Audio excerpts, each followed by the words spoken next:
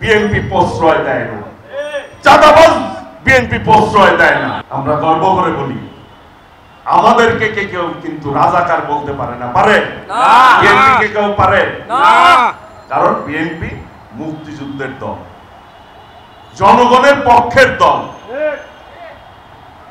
এরপরে 9 বছর আমাদের প্রিয় নেত্রী দেশনেত্রী বেগম খালেদা জিয়া শহীদ রাষ্ট্রপতি জিয়াউর রহমানের শাহাদত বরণের পরে 9 বছর আন্দোলন করে বাংলাদেশের মানুষকে সংসদীয় গণতন্ত্র দিয়েছে দেশনেত্রী বেগম খালেদা জিয়া, বিএনপির নেত্রী। বিএনপি সবসময় গণতন্ত্রের পক্ষে ছিল। আমাদের ভারপ্রাপ্ত চেয়ারম্যান দেশনায়ক তারেক রহমান এই 17 বছর দেশনেত্রী বেগম খালেদা জিয়া কারাবরণের পর দলের হাল ধরে তৃণমূল পর্যায় থেকে দলকে শক্তিশালী করে ফ্যাসিবাদ বিরোধী আন্দোলন করে ছাত্র জনতার যে আন্দোলন, সেই আন্দোলনের মূল ভূমিকা পালন করেছেন, নেতৃত্ব দিয়েছেন দেশনায়ক তারেক রহমান। জীবনের সব আয়োজন এখানে একসাথে।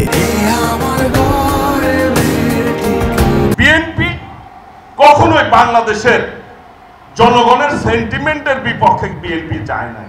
সেই জন্য বিএনপিকে কেউ কিন্তু স্বৈরাচার বলতে পারে না, পারে? ফ্যাসিবাদ বলতে পারে? কারণ দেশনেত্রী বেগম খালেদা জিয়া যখন ক্ষমতায় ছিল নির্দিষ্ট সময়ের পর ক্ষমতা হস্তান্তর করেছে। বিএনপি কখনোই জনগণের সেন্টিমেন্টকে বিপক্ষে অবস্থান নেয়।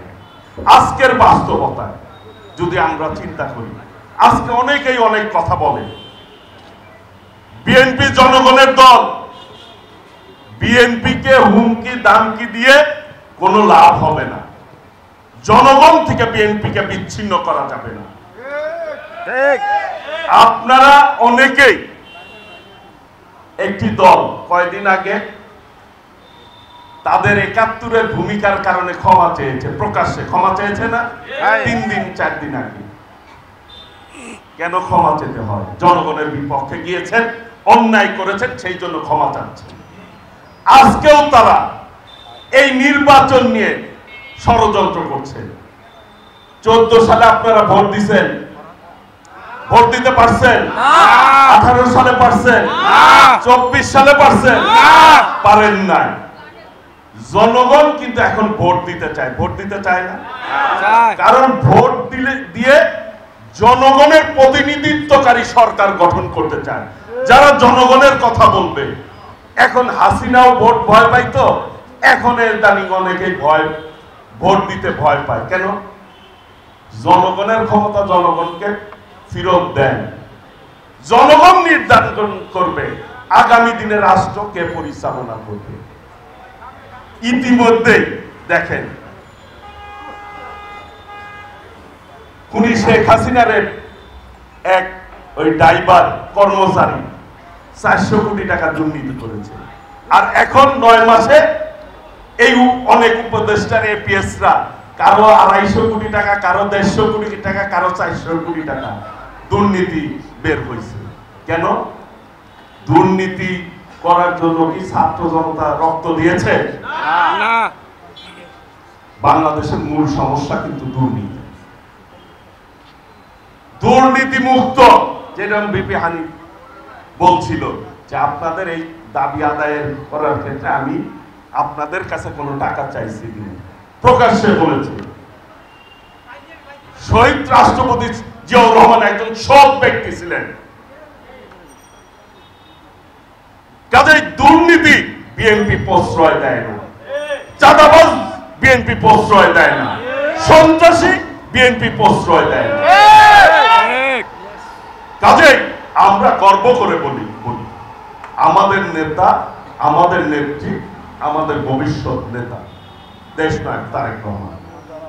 আমরা জনগণের সাথে রয়েছি, সেই জন্য দেশনায়ক তারেক রহমান বলেন, এদানিং বক্তৃতায় কিন্তু উনি একটি নির্দেশ দেয় কর্মীদেরকে, জনগণের সঙ্গে থাকুন, জনগণের কে সঙ্গে রাখুন। বিএনপি জনগণকে এ পর্যন্ত যতগুলি কমিটমেন্ট করেছে বিএনপি সেটি রক্ষা করেছে। দেশনেত্রী বেগম খালেদা জিয়া 91 সালে যখন ক্ষমতা আসে ঘোষণা করেছিল 5,000 টাকা কৃষি ঋণ মওকুফ করবে, করেছিল না? 25 বিঘা খাজনা জমির মাফ করে দিব, তাৎক্ষণিকভাবে করে দিয়েছিল। আজকে আমাদের ভারপ্রাপ্ত চেয়ারম্যান দেশনায়ক তারেক রহমান জাতির সামনে 31 দফা উপস্থাপন করেছেন। শহীদ রাষ্ট্রপতি জিয়াউর রহমানের যোগ্য উত্তরসূরি যে শহীদ রাষ্ট্রপতি জিয়াউর রহমান প্রকাশ্যে বলতেন, আমি নিজেকে একজন শ্রমিক হিসাবে পরিচয় দিতে গর্ববোধ করি, এবং আমাদের নেত্রী দেশনেত্রী বেগম খালেদা জিয়া বলতেন, আমি একজন শ্রমিকের স্ত্রী হিসাবে, সহধর্মিণী হিসাবে নিজেকে পরিচয় দিতে বেশি স্বাচ্ছন্দ্য বোধ করি। এবং 31 দফা শ্রম মানুষের জন্য, অধিকারের জন্য কথা বলেছেন দেশনায়ক তারেক রহমান। আগামীর বাংলাদেশ কিভাবে চলবে? 31 দফায় বলা রয়েছে প্রত্যেক পরিবারে একটি করে ফ্যামিলি কার্ড দেওয়া হবে। আল্লাহর রহমতে যদি বিএনপি ক্ষমতা আসে, প্রত্যেক পরিবারে একটি করে ফ্যামিলি কার্ড পাবে। সেই ফ্যামিলি কার্ডটি মাদের নামে থাকবে, যাতে করে ওই ফ্যামিলি কার্ডের মাধ্যমে একটি টাকা ওই পরিবার পায়, সেটি মা তার ইচ্ছা মতো খরচ করতে পারে পরিবারের জন্য। এটি কেন নারীদের নামে থাকবে? নারীদের মর্যাদা বৃদ্ধি করার জন্য এই কাজটি করবে বিএনপি। কাজেই নারী উন্নয়নের জন্য দেশনেত্রী বেগম খালেদা জিয়াই কিন্তু মূল ভূমিকা পালন করেছে। আজকে দেখবেন এই যে অবৈতনিক শিক্ষা ব্যবস্থা কে চালু করেছে? দেশনেত্রী বেগম খালেদা জিয়া। আজকে অনেকেই অনেক কথা বলেন, জনগণের জন্য কাজ করুন, তাহলে ভোট দিতে, নির্বাচন দিতে আপনারা ভয় পাবেন না। হাসিনা ভয় পাইতো কেন? কারণ জনগণের বিপক্ষে কাজ করত। সেই জন্য সে বলতো উন্নয়ন আগে, গণতন্ত্র পরে। এদানিং এরা বলে আগে সংস্কার পরে নির্বাচন। আরে ভাই, পরে নির্বাচন কেন? সংস্কার তো ধারাবাহিক প্রক্রিয়া, যখন যেটা প্রয়োজন হবে সেটা করতে হবে, নাকি? জনগণের স্বার্থে। ওই এক উপদেষ্টা বলতেছে বিএনপি নাকি একাই নির্বাচন চায়। পরের দিন কিন্তু প্রায় 34-35টা দল ঘোষণা দিয়ে বলেছে আমরা ডিসেম্বরের মধ্যে নির্বাচন চাই। আপনারা ভোট দিতে চান না? কে কে ভোট দিতে চান হাত তুলেন তো।